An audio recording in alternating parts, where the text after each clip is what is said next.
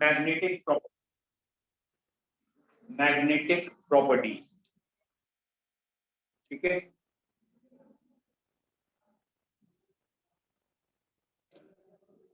I hope तो सबको नाम से ही क्लियर है। मैग्नेटिक प्रॉपर्टीज में सॉलिड स्टेट में 4 या 5 तरह की जो दे रखी है वो नहीं, हमें यहाँ 2 ही देखनी होती है। One is diamagnetic and other is paramagnetic. हम फेरोमैग्नेटिक, पेरीमैग्नेटिक, एंटी फेरो वहां तक नहीं जाते। यहाँ हमें 2 ही प्रॉपर्टी देखनी है, one is diamagnetic and other is paramagnetic, ठीक है। और मैग्नेटिक मोमेंट निकालने का एक ऑर्डिनरी फॉर्मूला √n+2 वही लगाएंगे, और इसकी यूनिट बोर मैग्नेटॉन है।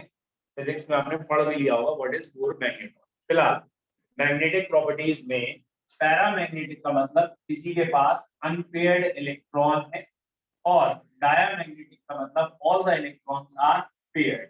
जब सारे इलेक्ट्रॉन पेयर्ड है तो डायमैग्नेटिक। बेसिकली इसका मतलब यही है, मैग्नेटिक फील्ड में अगर सब्सटेंस रखता है तो मैग्नेटिक लाइंस थोड़ा रिपेल होकर जाती हैं तो डायमैग्नेटिक है, और मैग्नेटिक लाइंस अट्रैक्ट होकर जा रही हैं तो वो पैरामैग्नेटिक। और इस प्रॉपर्टी के पीछे रीजन है अनपेयर्ड इलेक्ट्रॉन। तो अगर अनपेयर्ड इलेक्ट्रॉन होंगे तो पैरामैग्नेटिक। जैसे क्लियर है। कॉमन सेंस है कि ग्राउंड स्टेट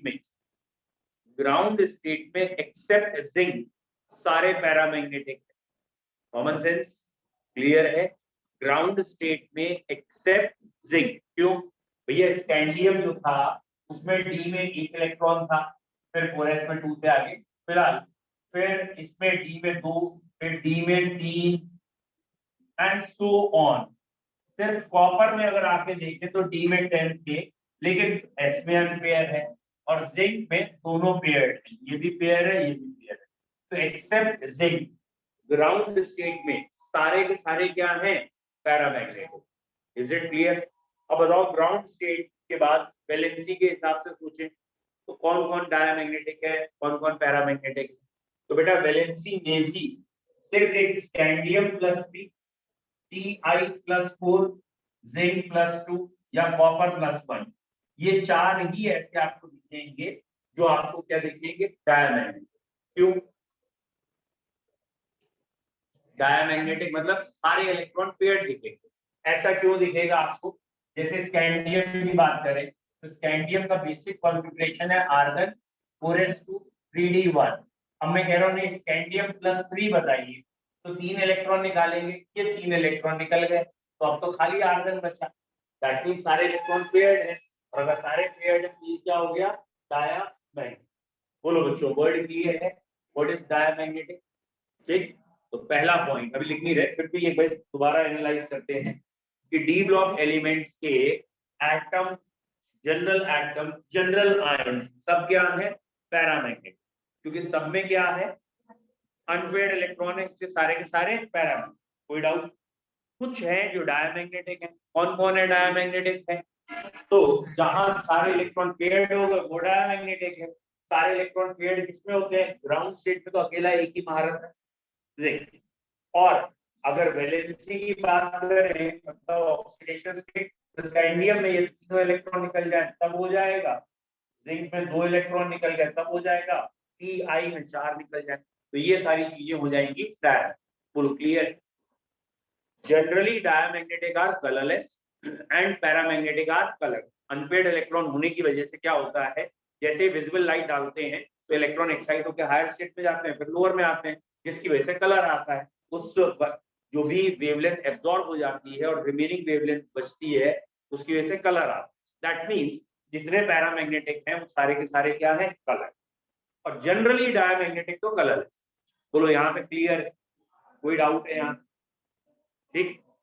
अब इसमें थोड़ा सा पहले इतना लिख लेते हैं, फिर थोड़ा जो अलग पॉइंट है थोड़ा सा भी 1 मिनट बाद बता देते हैं। देखिए बेटा, transition metal and many of their compounds are transition metals and many of their compounds are paramagnetic. Transition metal and many of their compounds are paramagnetic, that is they are weakly attracted by magnetic field. transition metal, and many of their compounds are paramagnetic. That is, they are weakly attracted by magnetic field. Weakly attracted by magnetic field. This is due to presence of unpaired electrons. This is due to presence of unpaired electrons. Okay, unpaired electrons in atom, ions, or molecules. This is due to presence of unpaired electron in atom, ions, or molecules. Okay. The paramagnetic character increases. Paramagnetic character increases as the number of unpaired electron increases. The paramagnetic character increases as the number of unpaired electron increases. ठीक है, next point या इसी में लिख लीजिए. Magnetic character is measured. Magnetic character is measured. बेटा magnetic moment के terms में मेजर किया जाता है. In terms of magnetic moment formula लिख लीजिए. Mu bar is equal to under root n n plus 2. Mu is equal to, खाली mu भी लिख सकते हैं, mu is equal to under root n n plus 2. ठीक है, और यूनिट है इसकी Bohr magneton. Bore magneton. Done. यहां तक क्लियर है.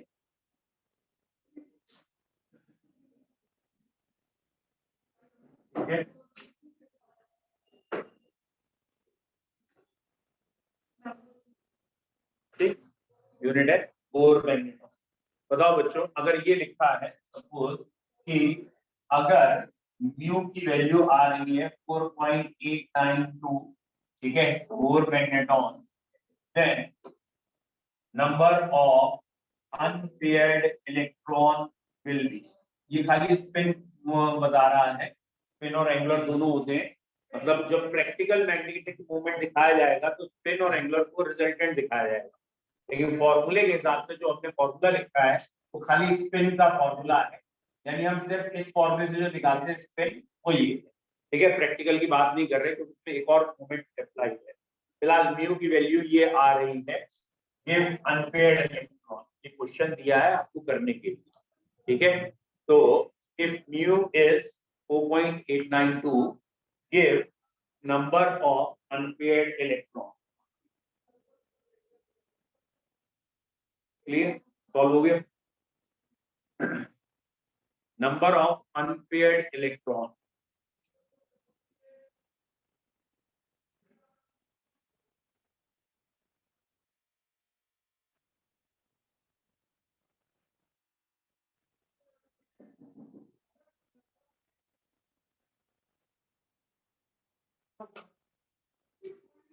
डन.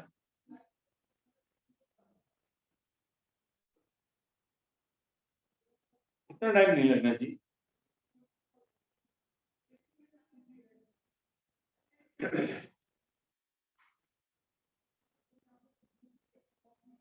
हाँ जी बेटा.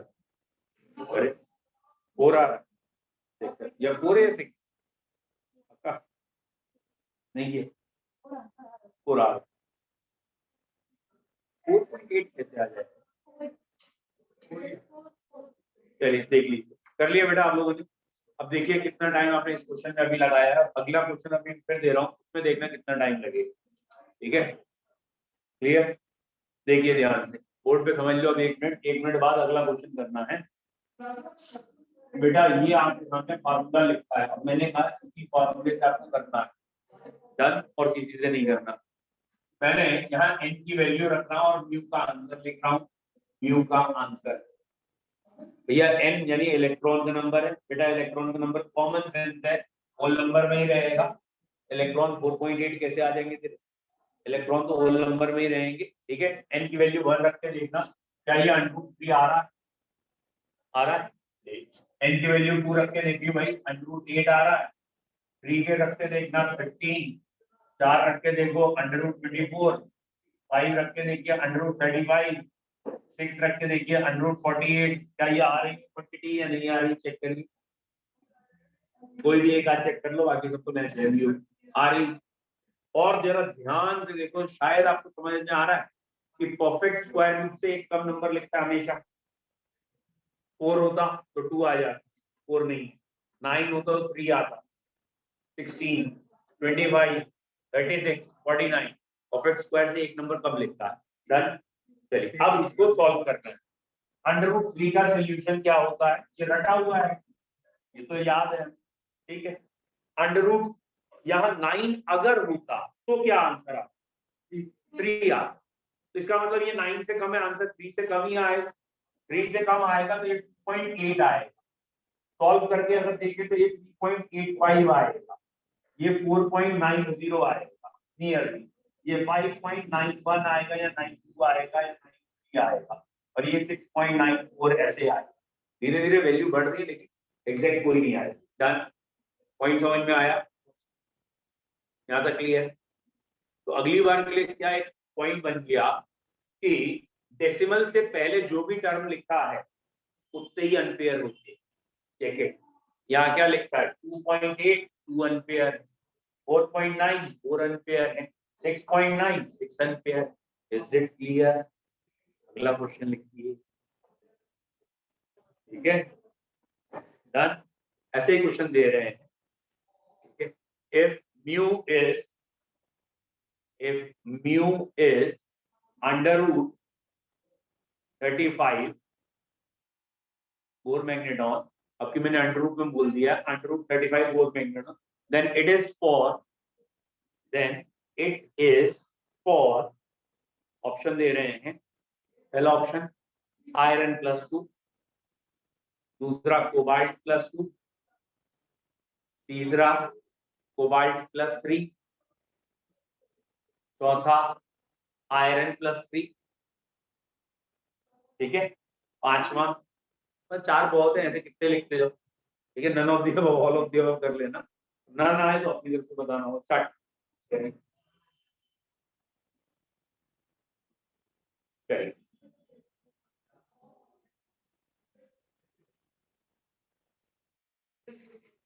Okay good.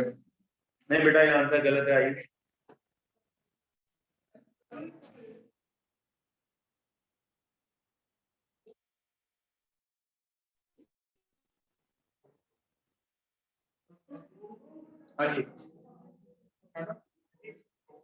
Very good, iron +3 is the answer. Reason iron two, iron का एटॉमिक, अच्छा पहला पॉइंट ये है कि फर्स्ट क्वेश्चन तो आपको बहुत जल्दी सॉल्व हो गया होगा कि अगर ये √35 लिखा है तो अनपेयर 5 होने चाहिए, 5 अनपेयर देखने हैं। It is again a common sense, 3d 5 होगा तो ये 5 अनपेयर होंगे। 3d में 5 ऑर्बिटल है, सब में एक एक आना चाहिए, तो 3d 5 वाला आंसर होगा। आयरन का एटॉमिक नंबर है 26, का जनरल कॉन्फ़िगरेशन है 3d6 4s2। Again it is a common sense, जब भी इलेक्ट्रॉन निकलते हैं पहले 4s शेल से निकलते हैं, बाद में 3d। ये गलती मत करना कि आयरन के एटॉमिक नंबर से 3 घटा दिया और फिर लिखने लगे, गड़बड़ हो जाएगा। आयरन का बेसिक कॉन्फ़िगरेशन ये है, जहां से इलेक्ट्रॉन निकलेगा फिर यहाँ से ये हो जाएगा 3d5, और 3d5 कहने का मतलब 5 अनपेयर। अब हम ये भी प्रूव करेंगे बाकी आंसर क्यों नहीं है।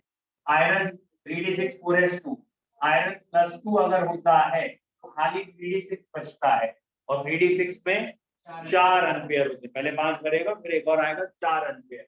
और शायद आपको कोबाल्ट दिया है और कोबाल्ट +2 दिया है, तो कोबाल्ट +2 हो गया 3d7, क्योंकि 4s2 हट गया 3d7 यानी 3 अनपेयर, और कोबाल्ट +3 दिया है तो 3d6 हो जाएगा 4 अनपेयर। Is it clear? जबकि हमें 5 अनपेयर देखने थे, 5 अनपेयर एक ही जगह है। दैट इज, समझ में आया? क्लियर? ठीक, कईयों को ये लगा था कि मैं ये दूंगा √35, बताओ अनपेयर कितने हैं, फिर ये कहेंगे 5 अनपेयर है, फिर कहेंगे देखो हमने कितनी जल्दी आंसर बता दिया है। नहीं, कई क्वेश्चन भी नहीं लिख रहे थे। तो ये हो गया अनपेयर्ड इलेक्ट्रॉन कैसे निकालते हैं। अब इसमें थोड़ा सा चेंज हो सकता है, बेटा जिन्होंने कोऑर्डिनेशन पढ़ लिया है उन्हें समझ में आएगा, जिन्होंने नहीं पढ़ा है वो अगले चैप्टर का समझना। कोऑर्डिनेशन में एक वर्ड पढ़ा जाता है जो पिछला चैप्टर पढ़ चुके हैं, क्या कि डी स्ट्रक्चर की 2 लेवल में टूट जाती है। कौन से 2 लेवल में? E2G and EG। Octahedral complex जब होता है तो ऐसे ब्रेक होती है। और अगर डी में 6 भरने हो और स्ट्रॉन्ग लिगेंड आ जाए तो 6 के 6 यहीं आ जाते हैं, यानी D6 होने के बाद भी अनपेयर इलेक्ट्रॉन कितने हो जाते हैं? 0 हो जाते हैं। तो ऐसे वाले क्वेश्चन अब अगले चैप्टर में ही आपको बताया जाएगा कि जब स्ट्रॉन्ग लिगेंड आएगा तो D6 के बाद भी क्या हो सकते हैं? 0 अनपेयर हो सकते हैं। फिलहाल अभी हम बेसिक लेवल पे हैं, ये स्प्लिटिंग वाला लेवल अगले में आता है। तो ये हो गया अभी पहला पॉइंट हमारा कंप्लीट कि मैग्नेटिक मूवमेंट में कौन पैरामैग्नेटिक है। अब लिख लेते हैं कौन डायमैग्नेटिक है, तो साहब लिख लो जल्दी से कौन कौन डायमैग्नेटिक है। ठीक है, लिख लीजिए जिंक बेटा एक,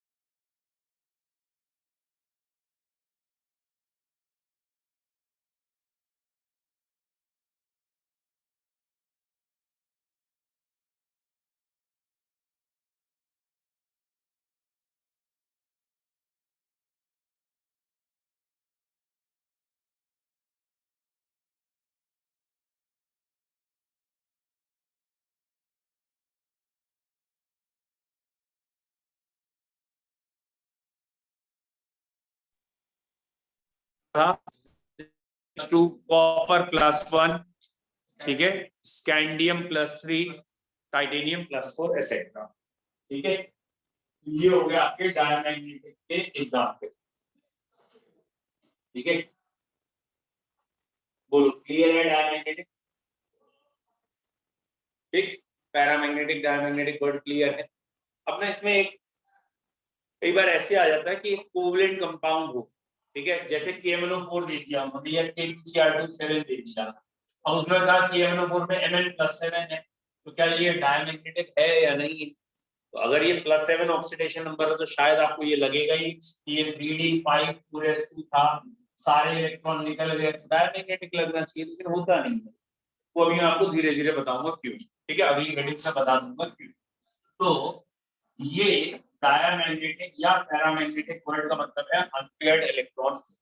ठीक है, अगर अनपेयर्ड है तो पैरामैग्नेटिक है, और अगर पेयर्ड है तो डायमैग्नेटिक। ठीक, फेरो फेरी से कोई मतलब नहीं। चलिए अगला लिखते हैं कलर्ड।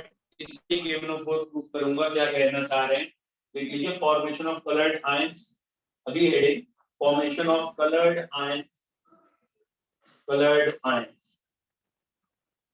ठीक है, ठीक, कोई डाउट तो है? क्योंकि हम ऊपर भी लिख चुके हैं बेटा, क्या लिखा है कि मैक्सिमम ये सारे के सारे पैरामैग्नेटिक, और पैरामैग्नेटिक है तो मैक्सिमम ये सारे के सारे क्या होंगे? कलर। ठीक है, लिख लीजिए most of the transition metal ions and compounds are colored. Most of the transition metal ions are colored. Most of the transition metal ions are colored. The color depends upon the color depends upon the nature of ligand bonded. The color depends upon the nature of the ligand. Color depends upon the nature of the ligand. LIGAND, ligand, ये coordination word है, वैसे कोई बात नहीं, आगे आ जाएगा। Nature of the ligand bonded to the central metal nature of the ligand bonded to the central metal. ठीक है, अब ये नेचर ऑफ द लिगेंड क्या है वो अभी अगले चैप्टर में बहुत अच्छा समझ में आएगा, लेकिन कोई दिक्कत नहीं, अभी जस्ट वर्ड को लिख के रहने दीजिए। नेक्स्ट लाइन से लिखें, the colour is attributed due to, the colour is attributed, the color is attributed to the presence of, attributed to the presence of unpaired d electrons. The color is attributed to the presence of unpaired d electrons which are promoted to higher energy levels, which are promoted to higher energy levels, which are promoted to higher energy levels within the d shell, within the d shell by absorption of visible light, within the d shell by absorption of visible light, by absorption of visible light, bracket में लिखिए, that is dd transition.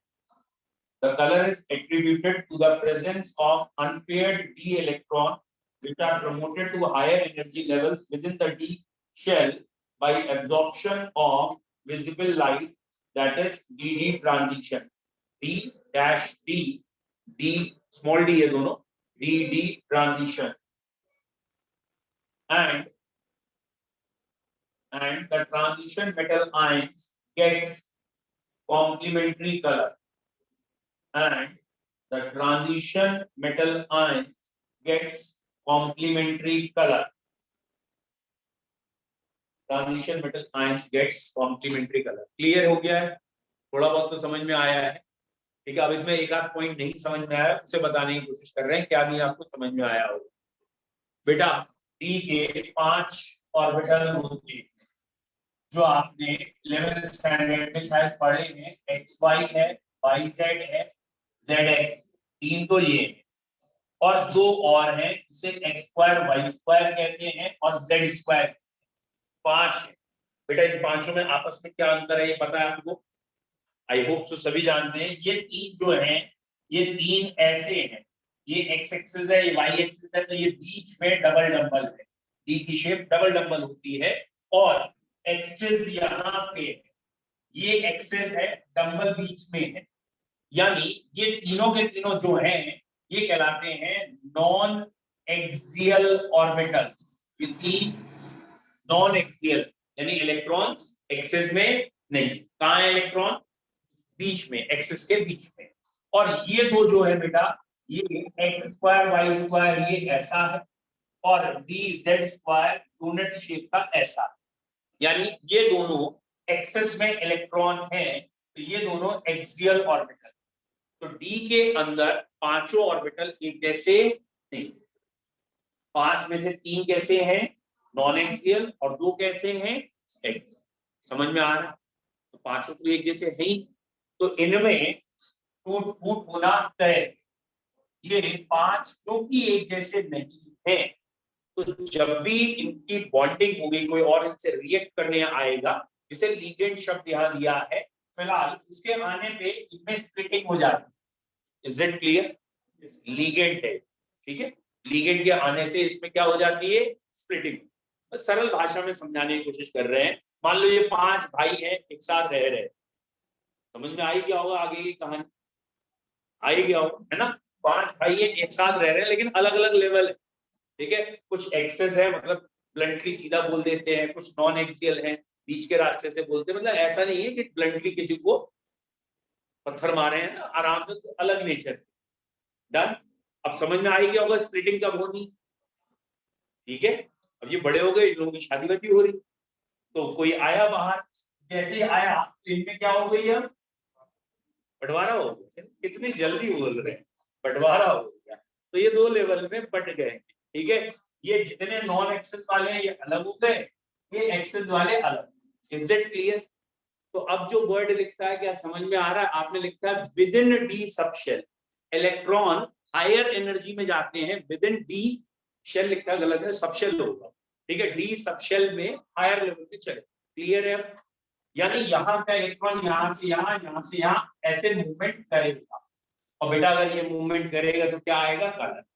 और 11th standard से एक ही colour का point पढ़ते आ रहे हैं, क्या? व्हाइट लाइट डालेंगे, व्हाइट लाइट में से कुछ कलर एब्जॉर्ब होगा। क्यों एब्जॉर्ब होगा? ये इलेक्ट्रॉन को यहाँ उड़ाने की, जो बचे हुए कॉम्प्लीमेंट्री कलर है वो बाहर आएंगे, वो आपको दिखेगा, वही आपने यहाँ लिखा। बोलो क्लियर है? अब दूसरा पॉइंट, बेटा कब कलर नहीं दिखेगा? कब कलर नहीं दिखेगा? या तो डी में 10 हो जाए पूरे, या डी में 0 हो जाए। तो D0 और D10 क्या होंगे? कलरलेस। क्लियर? लिख लीजिए D0 एंड D10, ठीक है? D में 0 इलेक्ट्रॉन आना एंड D में 10 इलेक्ट्रॉन आना, D0 and D10 are colourless. अगर ये कॉन्फ़िगरेशन आ गया D0 या D10, तो ये कंपाउंड कलरलेस होंगे, ठीक है? यानी कौन कौन से कंपाउंड जनरली हमारे कलरलेस हैं? ठीक है, जैसे जिंक +2 कलरलेस है, या स्कैंडियम +3 कलरलेस है। ऐसे जिंक के नीचे कैडमियम है, उसके नीचे मरकरी है, ये सब कलरलेस, ठीक है? Ti+4 है वो कलरलेस। डन? क्लियर? मिटा दो। अब बच्चों, जो हम पिछला क्वेश्चन डिस्कस कर रहे थे उसे फिर से डिस्कस करते हैं। जैसे हमने पीछे लिखा था KMnO4 या K2Cr27, होप सो ये आपने लैब में देखे भी हो। अगर लैब देखी होगी तो चलो कोई बात नहीं। तो ये है K2Cr27।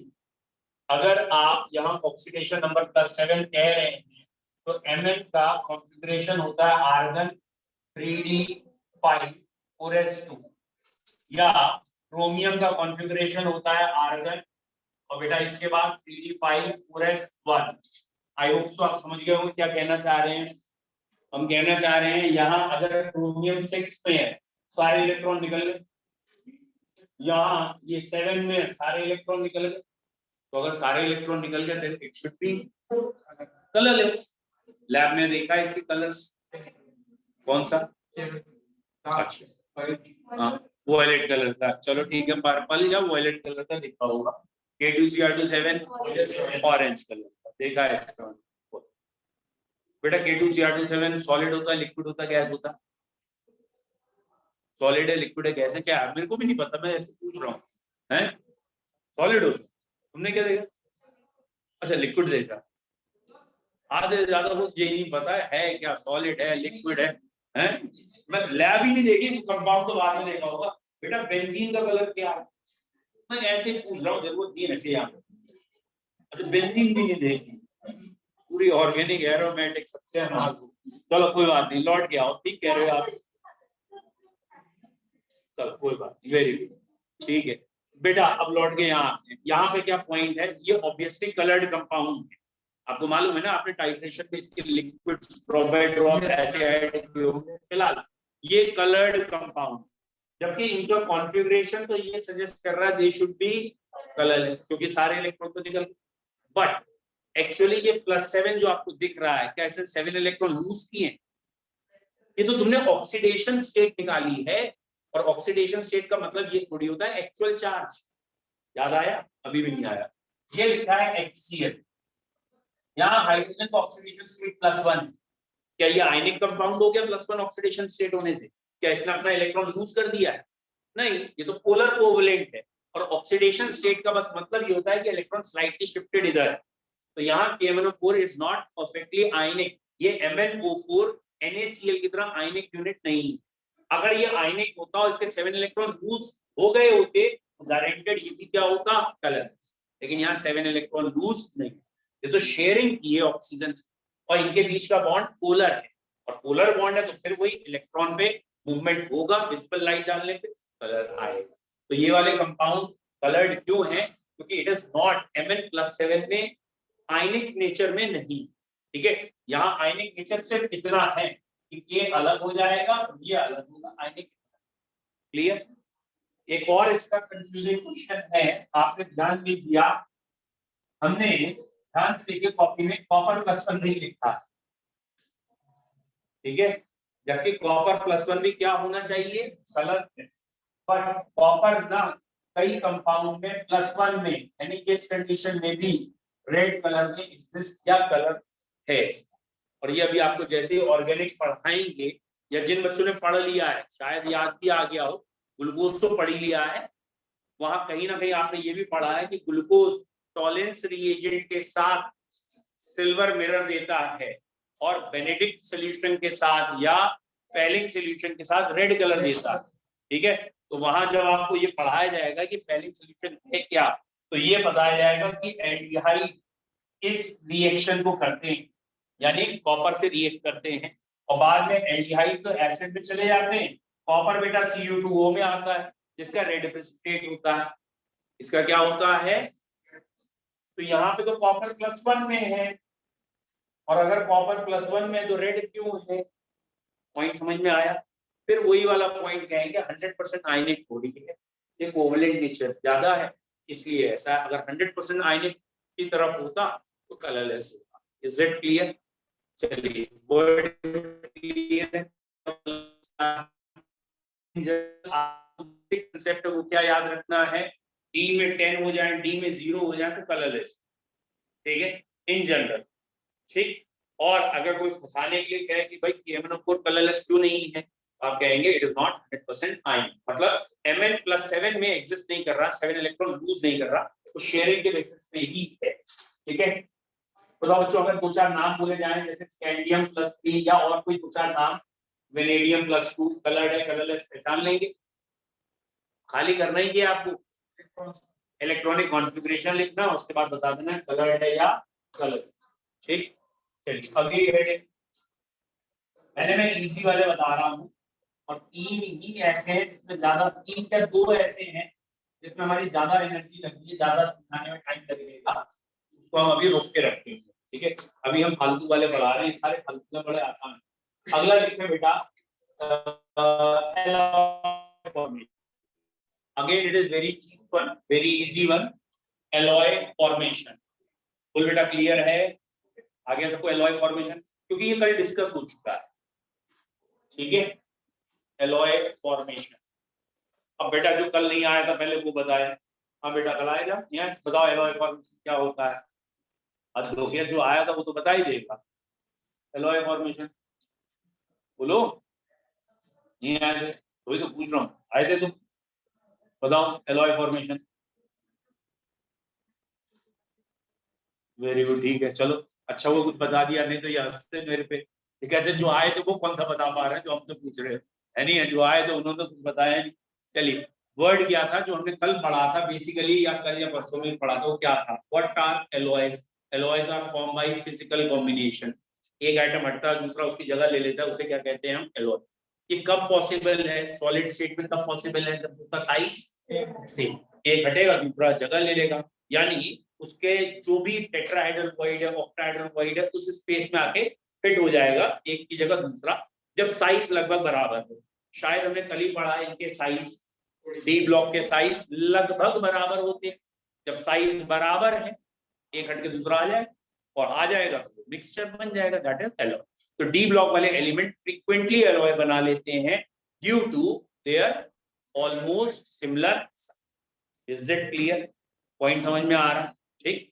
और भी कोई एग्जांपल सोच के देख लो, जैसे अब ये 3-4 बच्चे यहाँ बैठे हैं, ठीक है, कोई भी एक जनरल एग्जांपल, और अगर हमने सपोज दैट ये मिड वाले को यहाँ से हटाया, और लेट सपोज इसी के साइज का कोई यहाँ भेजेंगे तो बैठ जाएगा, ठीक है, लेकिन अगर मेरे जैसा वहां कोई पहुंच गया तो जगह नहीं मिलेगी उसे, है नहीं है, फिर वो ये कहेगा इधर वाला भी इधर गिरे, उधर वाला भी इधर गिरे, सब कुछ हो सकता है। Is it clear? तो एलॉय कब पॉसिबल है, जब साइज लगभग कैसे होंगे, ठीक है। Is it clear? जैसे पिरामिड बनते हो कभी देखे, पिरामिड समझते हो, अरे वो मटकी उटकी तोड़ने के लिए जो चढ़ते हैं, जब ऐसे पिरामिड बनाते हैं उनकी बात कर रहा हूँ, तुम तो मम्मी बनाने लगे हो, कह रहे तेरी बनाएंगे हम, समझ रहा हूँ बेटा। तो वो जो पिरामिड बनते हैं उसमें क्या होता है, यूजुअली नीचे कुछ करके खड़े हैं, बीच में ऊपर है ना, ऐसे लेट सपोज नीचे वाला एक आध एब्सेंट हो, और जो सबसे टॉप वाले हैं वो 2 हो, मतलब एक आध एक्स्ट्रा हो, तो क्या रिप्लेस कर सकते हैं, टॉप वाले को नीचे खड़ा कर सकते हैं उसके? पॉइंट समझ में आ रहा है? कभी देखा है पिरामिड बनते हुए? अब तो महाराष्ट्र में बहुत कॉमन है, वहां समझाओ तो आ जाता है ना, बड़ी जल्दी ये एग्जाम्पल समझ में आता है। सबसे ऊपर जो होता है ना, सबसे हल्का फुल्का होता है, छोटा सा बच्चा होता है, और सबसे नीचे जो होता है, ये देखो, चलिए लौट के आइए। एलॉय फॉर्मेशन, एलॉय फॉर्मेशन में लिख लीजिए बेटा, an alloy is a blend of metals, an alloy is a blend यानी मिक्सचर है, blend of metals prepared by mixing the components, prepared by mixing the components, ठीक है? It is homogeneous, it may be homogeneous solid solution, homogeneous solid solution, homogeneous solid solution in which the atom of one metal, in which the atom of one metal are distributed randomly amongst the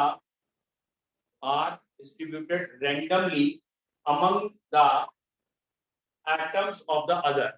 Atoms of one metal are distributed randomly among the atoms of other. Starting से बोल रहा हूँ. An alloy is a blend of metals prepared by mixing the components. Alloy may be, it may be homogeneous solid solution in which the atom of one metal is distributed randomly among the atoms of the other. Any doubt?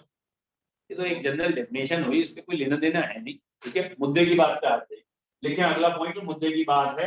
Alloys are formed by atoms. Alloys are formed by atoms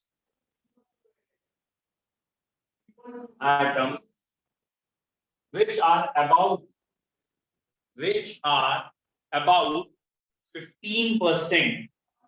Alloys are formed by atoms which are about 15% in radius with each other, which are about 10 to 15 लिखा है, मैंने खाली 15 बोला, 15% in radius with each other.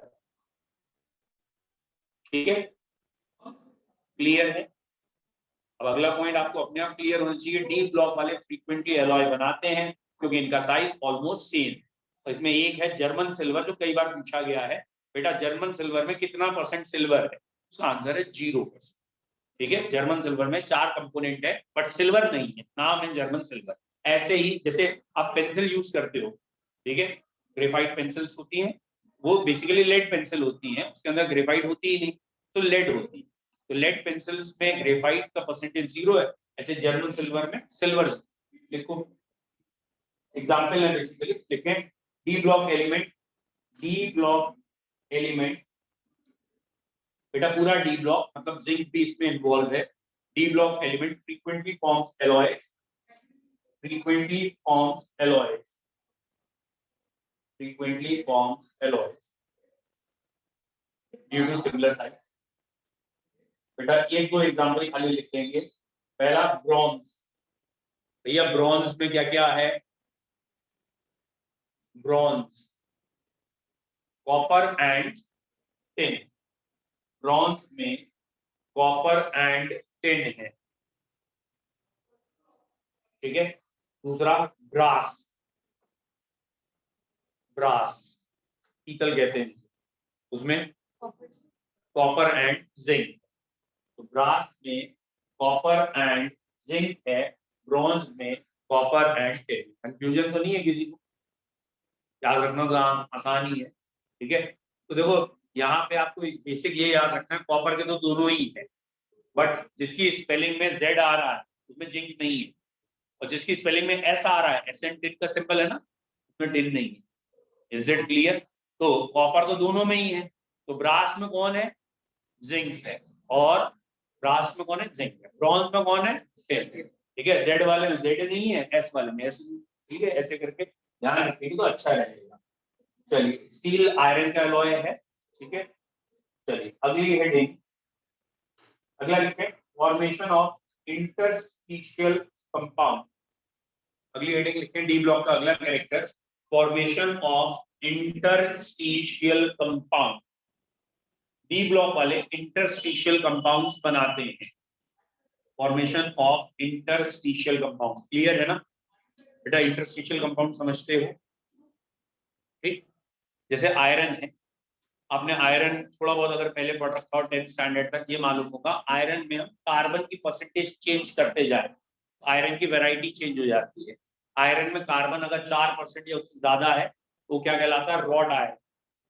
2-2.5%, 1.5% हो जाए carbon तो steel, और बहुत ही कम हो जाए 0.5, 0.25 तो रॉड आयरन। बोलो, अच्छा उल्टा वर्ड में बोल गया, सॉरी। आयरन 4%, आयरन में 4% कार्बन है, तो ये था हमारा कास्ट आयरन या पिग आयरन जिसे कहते हैं। 2.5 के आसपास या 1.5, 2.5 ऐसा कुछ है, या इससे भी थोड़ा कम, तो ये कहलाता है स्टील। और आयरन सिर्फ 0.5 या उससे भी कम है तो कहलाता है rod iron, which is purest form of iron. फिलहाल ये आयरन की 3 कैटेगरीज, ऐसी बाकी मेटल की 3। तो व्हाट आर इंटरस्टिशियल्स, ये ट्रांजिशन मेटल का स्ट्रक्चर है जो आप पढ़ चुके हो सॉलिड स्टेट में, कि ये हेक्सागन क्लोज पैकिंग हो सकती है, क्यूबिक क्लोज पैकिंग हो सकती है, और इस पैकिंग के अंदर बीच में वॉइड्स या खुली जगह होंगी, और इन जगह पे स्मॉल मेटल्स या स्मॉल एटम्स ट्रैप हो सकते हैं। स्मॉल एटम कौन कौन से हैं बेटा, कार्बन हुआ, हाइड्रोजन हुआ, हेलोजन हुई, ठीक, हेलोजन नहीं सॉरी, कार्बन, हाइड्रोजन, बोरॉन, तो ऐसे एलिमेंट यहाँ बीच में फंस सकते हैं। अब याद आया कुछ, नहीं याद?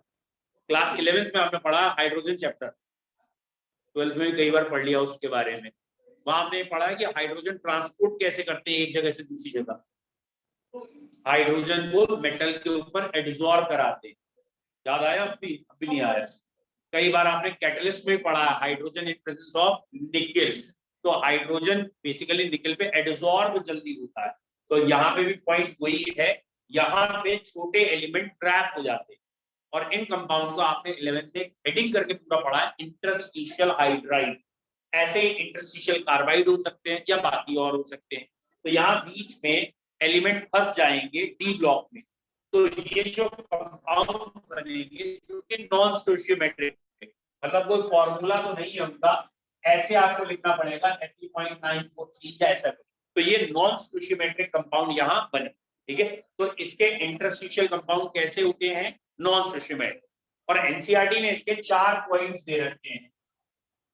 पहला पॉइंट, ये बहुत हार्ड होते हैं। बहुत हार्ड कहने का मतलब अपने प्योर फॉर्म से हार्ड होते हैं। प्योर फॉर्म क्लियर, आयरन की ये प्योर फॉर्म है, ये इम्प्योर फॉर्म है, तो जो इम्प्योर फॉर्म है वो ज्यादा हार्ड होगी। Interstitial compound are more hard than pure form. दूसरा पॉइंट दिया है, इनका मेल्टिंग पॉइंट भी ज्यादा होता है, इससे ज्यादा होता है प्योर, तो interstitial compound has more melting point than pure. They are inert towards chemical, जो इंटरस्टिशियल है उनमें जंग नहीं लगेगी, so they are inert towards reactiveness chemicals, बाकी से रिएक्ट नहीं करते। बस इंपॉर्टेंट चौथा पॉइंट है कि इनकी जो इलेक्ट्रिकल कंडक्टिविटी है, their conductivity it is same as pure, मतलब इंटरस्टिशियल बनने के बाद कंडक्टिविटी चेंज नहीं, बाकी सारी क्वालिटीज पहले से इंप्रूव कह लो या चेंज कह लो हो जाती है, बट कंडक्टिविटी रिमेन्स सेम। तो ये ध्यान रखना, कंडक्टिविटी सेम, बाकी में ये कंपैरिजन। बोलो क्लियर है? इंटरस्टिशियल कंपाउंड क्लियर है? लिख लेंगे इंटरस्टिशियल, इंटरस्टिशियल वाले में लिख लो। अब पता है इसमें मेन जो बड़ी हेडिंग थी ना, 3-4 बड़ी हेडिंग है, या ये कहो जिसे समझाने में टाइम लगेगा। एक इलेक्ट्रोड पोटेंशियल है, एक मेटेलिक बॉन्डिंग, आयनाइजेशन एनर्जी, ये 3 बची हैं।